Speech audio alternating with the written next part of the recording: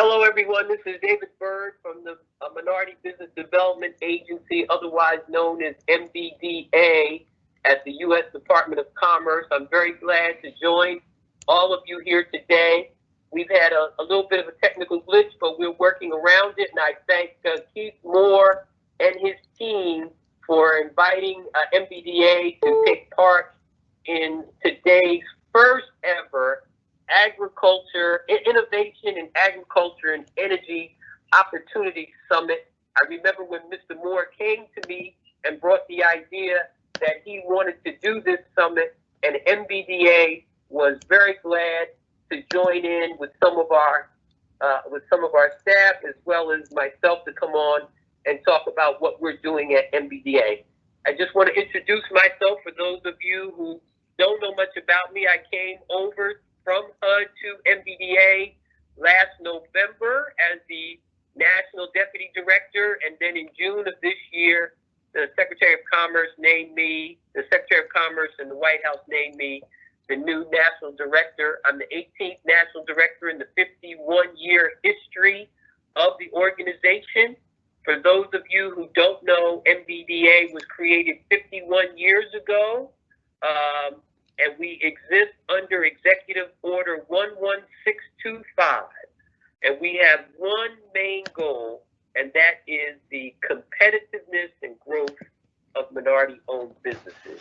A little bit more about me. I have 28 years of dedicated public service at the county, state, and federal levels.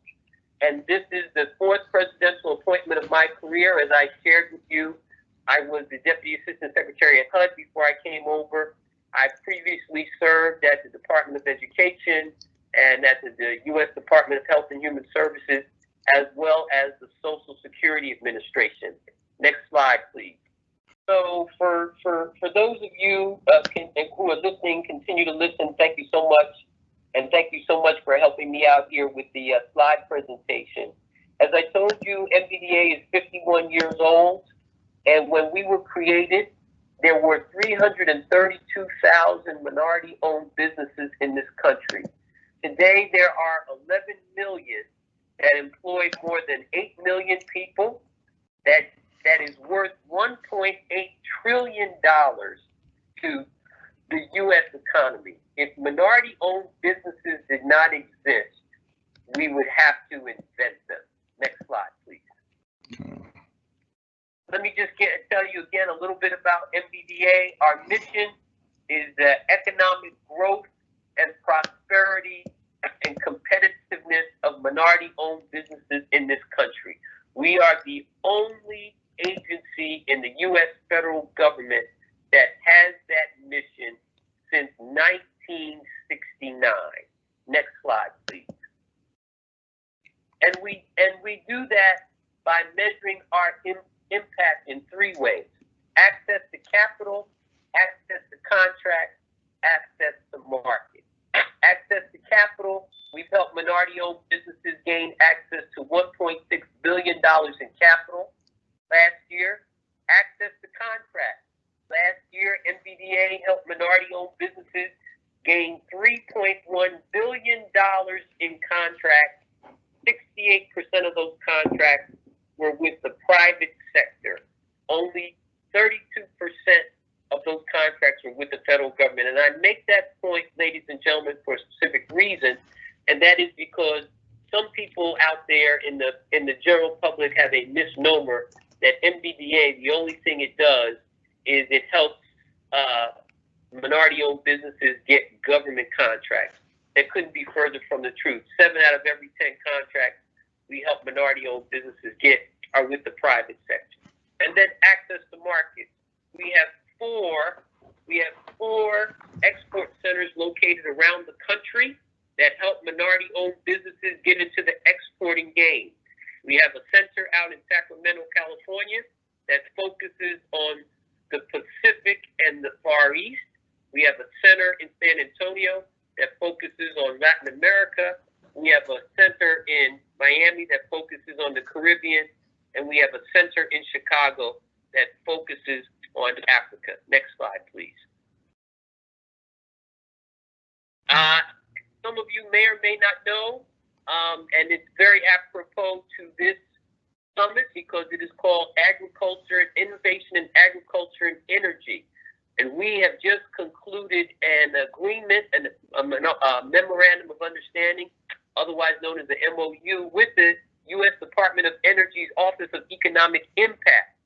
That is an office that was created several years after MBDA. Our office was created in 1969.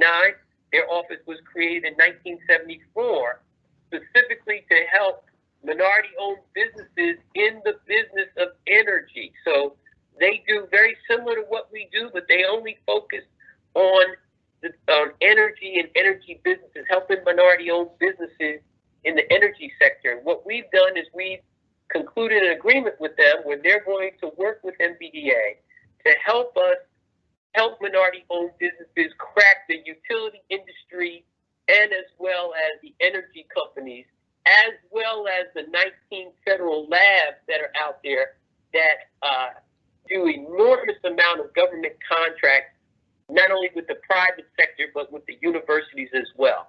We just signed that agreement earlier this year. We're very excited about it. Director James Campos, who's part of this summit, I'm sure you've heard from him by now.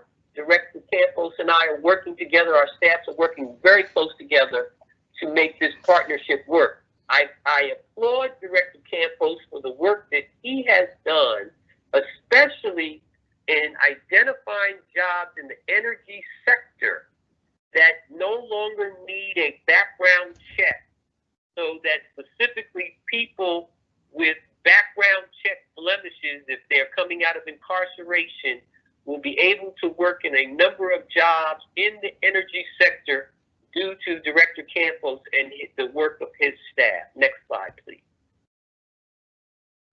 Here are what we call our investments. We have over 25 business centers around the country. We have specialty centers, advanced manufacturing centers. I talked about our export center. And we also have a federal procurement center. Our federal procurement center specifically exists to teach minority-owned businesses how to go after government contracts and win. We do some work with the Native American tribes located across the country. We have a Native American Business Development Center. I'll talk about that in a few moments. And as I talked about, we also have a program for folks who are coming out of incarceration and turning them into entrepreneurs. We have a great program which we call Enterprising Women of Color. In fact, we're having another seminar later this week on Thursday where we have women of color come on and listen to a guest speaker and other women of color entrepreneurs talk about their experiences in starting their businesses and the trials and tribulations that they've had. This has been a very successful series for us. We started this last year at Medweek's conference, and it has grown to the point where earlier this year, when we moved it into the virtual space, we had a Enterprising Women of Color seminar where we had Taraji P. Henson from the Empire fame as our guest speaker, and we had over 1,800 women of color who were a part of our seminar. I want to leave you with this statistic as far as this slide is concerned. 25% of all new businesses in this country are started by women of color. Next slide, please. MBDA was given $10 million under the CARES Act that was passed earlier this year. MBDA was given $10 million by the Congress with some very specific instructions given to that. In fact, if you take an 11 million minority-owned businesses in this country, and the Congress gave us $10 million, that amounts to about 91 cents per minority-owned business. And the Congress gave us some very specific instructions on what to do with that $10 million. So what we did, according to congressional instruction, we took that $10 million and we gave $7 million to our business centers that I just shared with you and split that amongst our business centers. And then we took $3 million and we split that amongst 5 national chambers of commerce located around the country. Those chambers were the U.S. Black Chamber, the U.S. Hispanic Chamber, the U.S. Asian and a Pacific Islander Chamber, the National Business League, started by Booker T. Washington in 1900. In August, they celebrated their 120th anniversary, the first African-American business organization in this country. And then lastly, the National Urban League. So we had to, when the Congress passed the CARES Act in April, we had to get that money out to our stakeholders by the first week of June. And now we've actually started getting reports in that we're submitting to the Congress. In fact, the first reports were due in the last week of August, and we're starting to go through those reports as we get ready to put a report in, an initial report into the Congress per the legislation. Next slide, please. As I told you earlier, we're doing some work with the Native American tribes, and we have a Native American Affairs and Business Development. We've invested $3.6 million in 13 projects in Indian country to ensure tribal entrepreneurs and tribal businesses are better connected to business opportunities and trained in entrepreneurship. Here are some of we commissioned a report that explores key determinants of business development on tribal reservations. And here's some of the things that we're doing. We've expanded interagency participation and better collaboration with our federal partners for resources in Indian country. We've created a playbook for our office that we created, the Office of Native American Business Development. We've enhanced the relationship between the tribes and Congress as far as business development and entrepreneurship. We've continued stakeholder engagement with the tribes and their professional organizations. And of course, we are required to submit we're required to submit an annual report to Congress. Next slide, please. Here's another one of our initiatives by MBDA that was started by my predecessor, but we are continuing it and we're taking it to the next level. MBDA is creating a $1 billion fund that we're going to use to invest in minority-owned businesses across this country. It's called the Minority Growth Equity Fund Initiative. And right now, we have put the architecture of the fund together. We've picked out a fund manager, and we are ready to go out and hit some of our targets to go out there and raise $1 billion, of which we will use to invest in minority-owned businesses across the country. Next slide, please. Another one of our initiatives, which took us almost a year to put together, and now is coming to fruition as we launched it this past April, is the Minority Business and Technology Initiative, which we call inside MBDA our Amazon initiative, because we have signed an agreement with Amazon where Amazon has agreed to help those minority businesses that have goods and services to sell. We're creating an online academy, and once you graduate from the online academy, you will be put up on Amazon platform to sell your goods and services. Next slide, please. I told you about our Enterprising Women of Color. Our next one is this Thursday.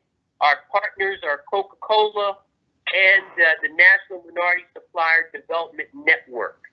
So if you're interested in taking part in our next one this coming Thursday, feel free to go to our website, www.mbda.gov, to find out more information and sign up. Next slide, please. As you can see, our slogan is winning the future now. And our game plan for winning the future now is three things. MBDA Digital, helping minority-owned businesses go digital and get on digital platforms, because that's the only way you're going to be able to survive as we move forward. The pandemic, COVID-19, has only increased the need to become digital and be on a digital or cloud-based platform. And pretty soon, we're going to get to a point. I thought it would take 10 years. but I think it's going to be less than 5 years where we will move to a cashless society. And I think in 5 years, the only people that will have cash will be criminals. We've got MBDA Global. I talked about our 4 export centers that will help you if you're interested in getting into exporting. We've got 4 business centers located around the country. I talked about that earlier. And then lastly, MBDA is creating its own think tank. It's called the Office of Policy Analysis and Development, where we are going to be developing we're going to be putting out our own research and our own white papers on minority businesses and minority business development. We've already hired 2 PhD economists, and we are in the process of working out a deal with HBCU business deans, because out of the 110 black colleges in this country, 72 of them have business schools. So we are going to be, and it just makes sense for MBDA to be working with HBCU business deans. Next slide, please. I haven't talked about yet, but it's a program that we've had every year for the past 37 years, and this was the first year. Like your own summit, Agriculture and Innovation in Agriculture and Energy, MBDA did its midweek totally in the virtual space for the first time in 37 years. And this slide tells you a little bit about how well we did in the virtual space. In the past, MBDA never had more than 300 to 500 attendees to its 5-day conference during the week. This year, we had over 6,500 virtual attendees that viewed our programs 12,000 times. And in the 30 days before the conference, when we would normally have 15,000 visitors to our website, we had 43,000 visitors to our website 1 month before the conference.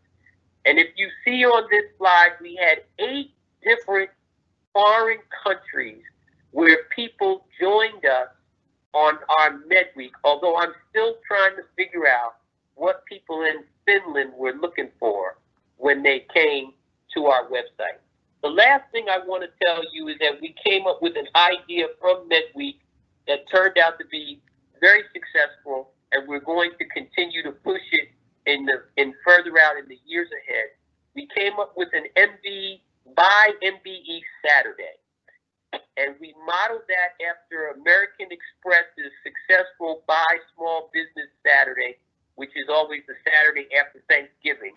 We're going to make the Saturday after midweek Buy MBE Day, where we want everybody to buy from an MBE that day. We had the Secretary of Commerce join in.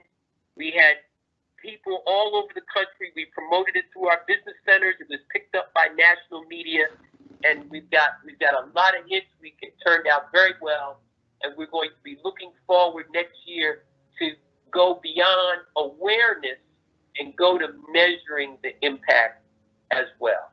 So I want to leave you. First of all, I want to thank Mr. Keith Moore of Open Government TV, who founded this summit. Everybody that was connected, his team with this summit. Thank you for bringing MBDA on board. Want to say that we look forward to continuing to work with you and your team as we really look at.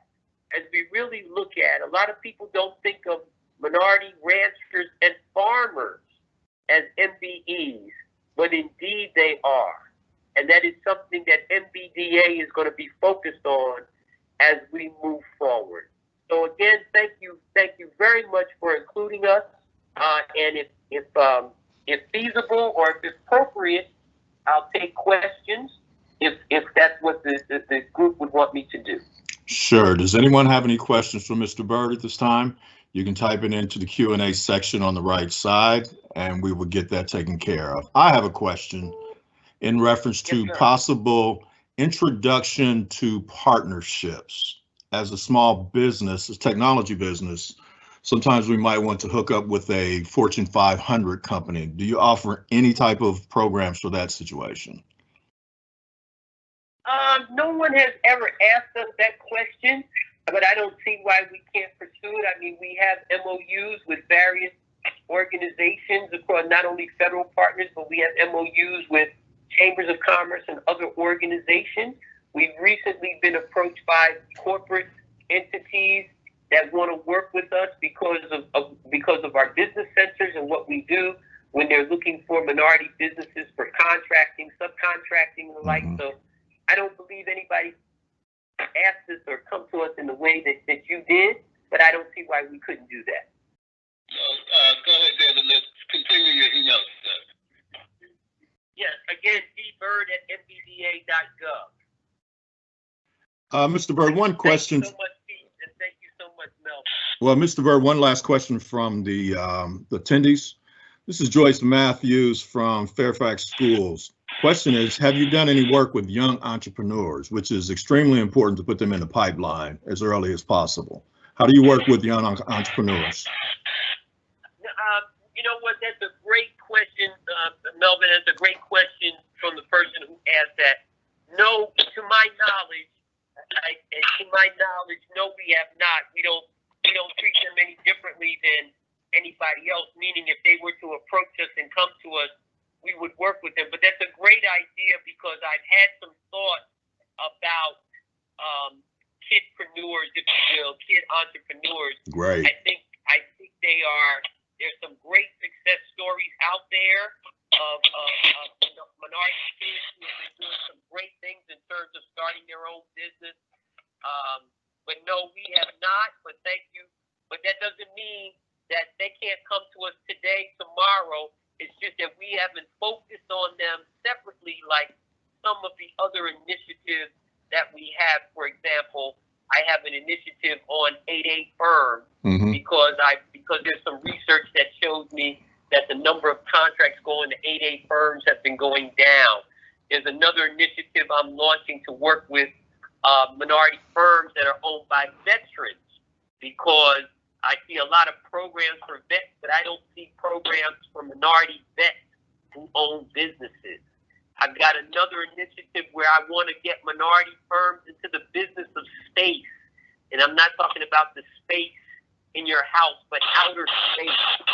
Because there's a lot of money in business, and NASA has ever since we retired the space shuttle, they've outsourced the business of space to Lockheed Martin, Virgin Galactic, Elon Musk, McDonnell Douglas, and General Dynamics. And so when we talk about this, we want to get more minority firms into the business of space. The government just gave earlier this year those companies the right to start mining the moon and asteroids for minerals. Oh my God! It never happened before. Yeah, that is amazing right there. Okay. That is amazing. Great. Well, appreciate your time, young man, and I'm sure everyone appreciates your information, and we will be following up with you and your team. Thank you so much. Thank you to everyone who's on board today and taking part in this conference. Thank you.